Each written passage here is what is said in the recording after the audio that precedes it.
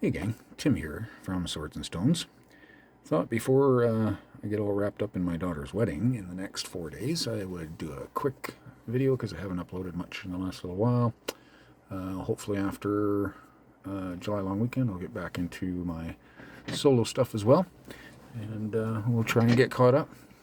So first of all, there is going to be a bit of shadow. I apologize for that, but it's the only light I got in my room is above my head. So what I'm going to do is I'm going to briefly or quickly just run through my campaign book. So this is a redone campaign book for our Torufu Temple Campaign. That is a quick blurb of a coast of Ambien, my alternate universe that our characters live in Swords and Stones they get sent to. So, opening this up, what do we have first? We have our very first act, which was the Mycelian Domain campaign, inspired by J.P. Couvert's Coppernup game zine adventure that he sent.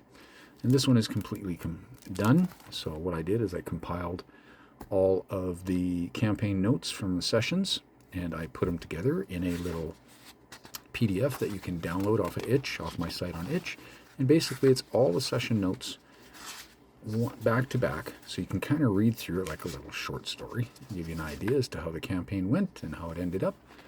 And yeah, so I thought that was kind of cool. I don't think I've seen anybody else do that yet. So, and here we have the Act number 2 for the Torufu Temple. And it says Act 1 on here because technically this was a separate campaign, but I'm including that one as part of it as well because we have the same characters that have survived that one, luckily. Most of them anyways, and have moved on to this one. So this is the Sunburnt Isle. This is the one that we are currently involved in, and these are my dungeon description sheets. This is how I break down not only dungeon rooms, but building rooms, even outside areas, open areas, where you can have a brief description of everything that's going on. And you don't have to have pages and pages and paragraphs of notes. And this is our PC tracker for the game host. Dungeon Master, as most would call it. I use the term game host. And this is quick notes that gives me the level, the difficulty challenge at their level, their hit points, their armor class, and tracking their experience points, rations, and torches. And, you know, their spell stones and how many heal stones they have, weapons that they're using, special items that they find. So quick notes for the game host or DM, game master, to reference each character as to what they're using throughout the campaign, through each session. And again, session notes. So again, I started printing off the session notes for this Act 1/Act 2 of the Torufu Temple Campaign. Alright, so moving on beyond that, this will be Act number 3, the Abandoned Villa. And again, now, even though these are technically point-to-point kind of adventures, they're somewhat sandboxy because characters can go off and go wherever.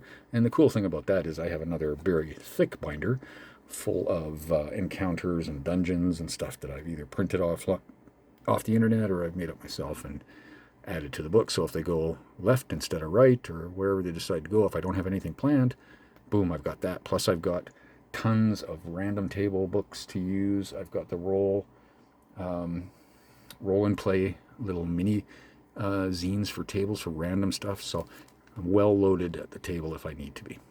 And then we get into the 4th act, the Temple of Set, where they're going to run into some of the Ratkin, and that ought to be interesting. And then finally we get into the actual Torufu Temple section of the game itself, and it's the longest one, where I have all kinds of encounters set up. And again, you know, depending on which way they decide to go, if they don't go left or right, you know, I can just adjust it and I can insert that encounter over there, depending on how they're playing and what their focus on is at the moment.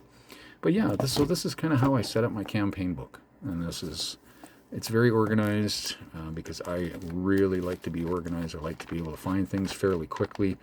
I have everything labeled on the side so I know exactly where I'm going.